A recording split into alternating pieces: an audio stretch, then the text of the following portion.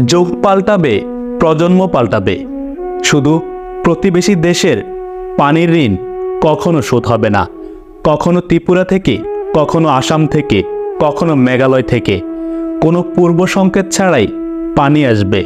মধ্যরাতে পানি আসবে, ভোরে পানি আসবে, যখন ইচ্ছে হয় তখন পানি আসবে।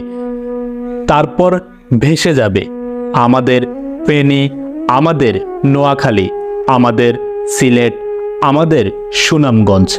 এই নদীমাতৃক দেশে অতিবৃষ্টি কোনো বিষয় ছিল না। এখানে বৃষ্টি নেওয়ার জন্য অসংখ্য হাওর আছে। গুমতি, সুরমা, কুশিয়ারা সহ অনেক নদী আছে বৃষ্টির ভার বহন করার জন্য। কিন্তু যখন প্রতিবেশী দেশের পুরো রাজ্যের পানি চলে আসে, তখন আমাদের ছোট ছোট নদী